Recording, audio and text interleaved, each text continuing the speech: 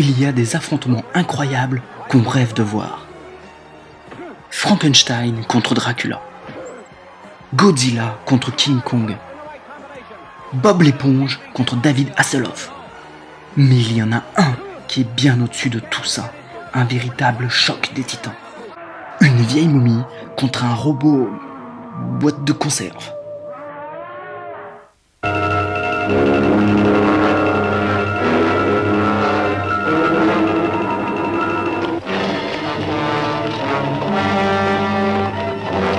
What's this all about? What's everybody running?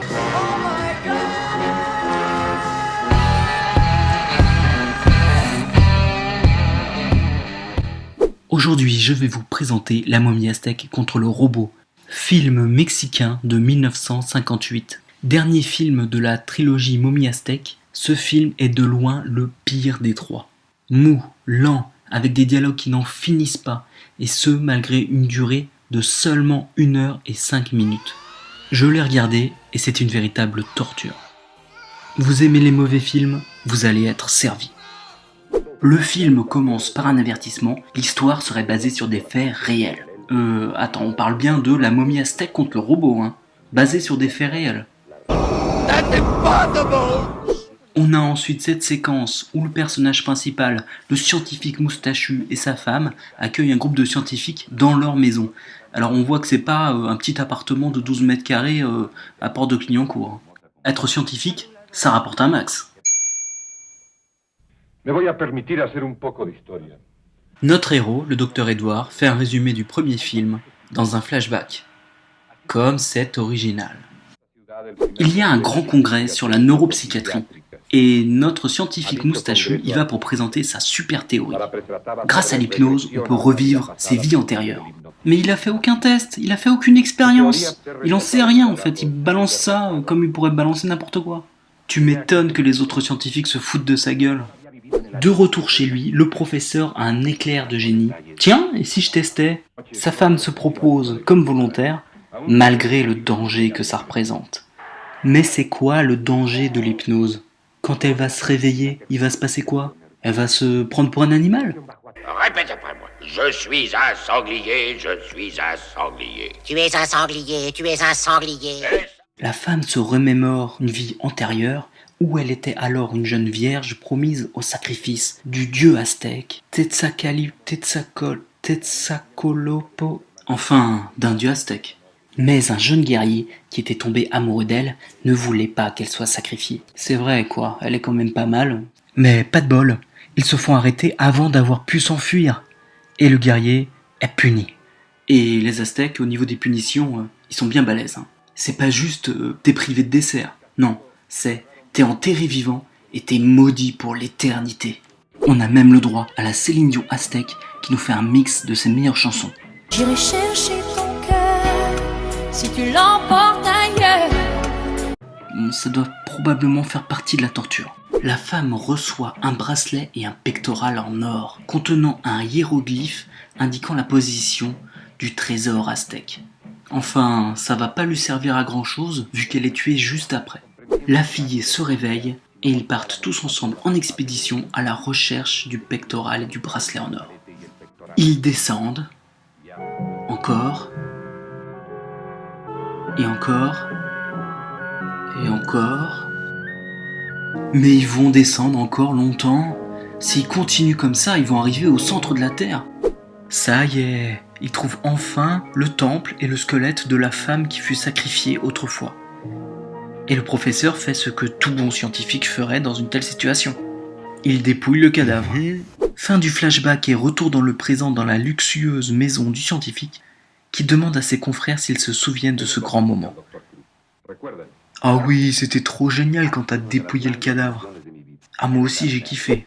À peine a-t-on quitté le flashback qu'on a le droit à un nouveau flashback. Le professeur retourne dans le temple parce qu'il n'avait pas tout piqué au cadavre. Et non, il avait oublié le bracelet. C'est le plus grand boss de toute la ville, Picsou, Picsou. C'est bon, cette fois, ils ont fait les poches du squelette, mais ça a réveillé la momie. Donc qu'est-ce qu'il faut faire quand une momie veut nous tuer? Eh ben il faut utiliser sa lampe de poche. Et le pire, c'est que ça marche. Et on retourne encore une fois dans la maison du scientifique. Et là, le scientifique nous apprend que la momie avait kidnappé sa femme. C'est pas ma faute. La momie s'apprête à tuer la femme lorsque le scientifique tire et désarme la momie. Notre héros essaie de délivrer sa femme, mais la momie l'attaque. Le père de la fille réussit à repousser la momie grâce à son crucifix. Attends, la momie a peur du crucifix? Mais c'est pas plutôt pour les vampires, ça? Bref, il s'enfuit et il laisse le petit vieux en tête à tête avec la momie. Là, le vieux, qui visiblement en a marre de la vie, décide de se faire sauter avec la momie. Et voilà comment s'est terminé le premier film. Et maintenant, qui veut un résumé du deuxième film? Maintenant, accrochez-vous car le film nous donne beaucoup d'explications d'un seul coup. Vous êtes prêts? C'est parti. Le diabolique Dr Krupp kidnappe la fille et la femme de notre héros. Il hypnotise la femme afin qu'elle le conduise au trésor aztèque, mais Krupp n'arrive pas à décrypter les hiéroglyphes mayas inscrits sur le bracelet et le pectoral en or. Il ordonne donc à notre héros, le Dr Edward, de venir les déchiffrer s'il veut revoir un jour sa femme et sa fille. Edward se retrouve donc au repère de Krupp, et c'est à ce moment-là que la momie revient chercher ses bijoux en or. Ça fait quand même 2 fois qu'on les lui pique, elle commence à être énervée, on peut la comprendre. Le Dr Krupp essaye de s'enfuir et tombe au ralenti dans des cartons.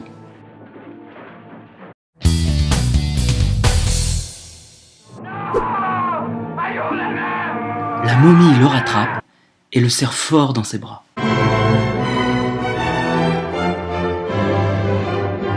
La momie jette le Dr Krupp dans la chambre de la mort. Quoi? La chambre de la mort?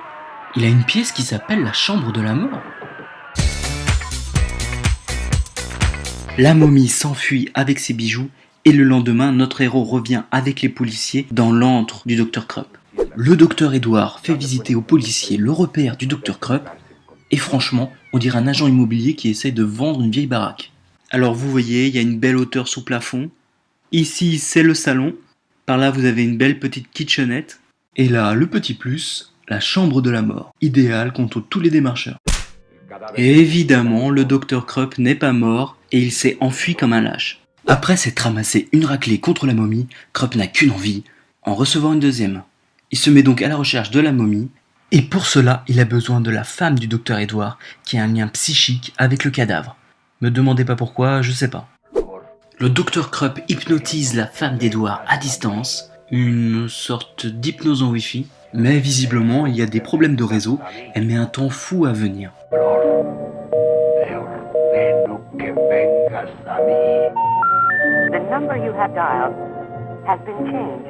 Et là, c'est franchement marrant. Il utilise la fille comme GPS humain. Dans 110 mètres, tournez vers la droite. Vous êtes arrivé à destination. La momie va vous casser la gueule encore une fois. Hey, mais c'est Pépito, le gardien du cimetière. C'est pas un très bon gardien. Le Dr Krupp trouve enfin la momie et... Eh ben, il fait rien du tout.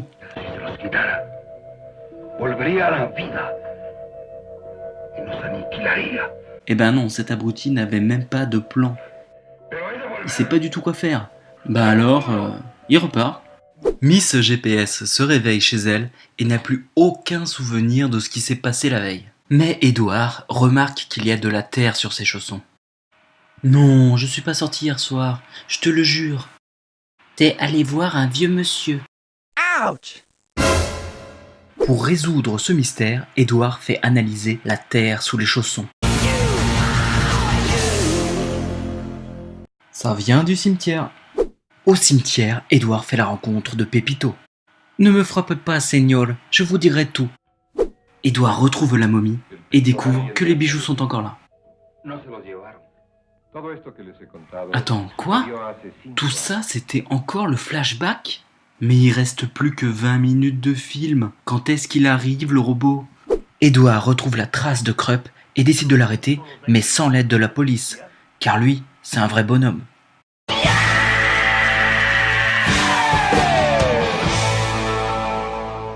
Mais à peine il est rentré dans le laboratoire qu'il se fait déjà capturer. Et ça y est, enfin, Ça fait 50 minutes qu'on l'attend, mais ça y est, c'est enfin arrivé. Le docteur Krupp nous dévoile son invention, le robot humain.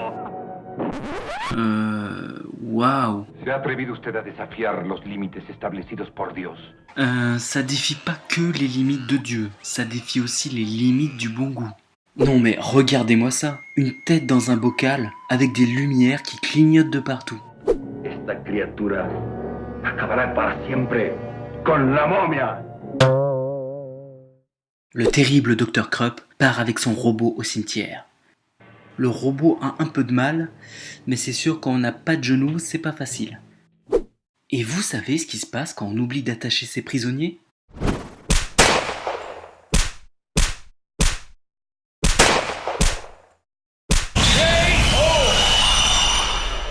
Pendant ce temps, Krupp et son robot continuent de marcher dans le cimetière. Non, Pépito, n'y va pas! Aïe, Pépito! Mon biscuit sablé au délicieux chocolat fondu. Ça y est, enfin, le combat va commencer. Le choc des titans, la momie aztèque contre le robot. Attention les yeux, ça va être dantesque. Enfin, il ferait bien de se dépêcher, il reste plus que 3 minutes de film.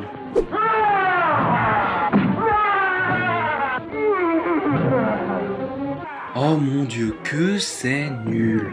Mais c'est quoi ça? On dirait 2 mecs bourrés en train de se battre. S'il vous plaît, abrégez nos souffrances. Faites arrêter ce combat de poivrons. Merci, Docteur Edouard. Oh la vache, comment il le démonte. C'est ton tour, mon gros. La momie tue Krupp. Et tout est bien qui finit bien. J'espère que ça vous a plu et je vous dis à très bientôt pour une prochaine vidéo.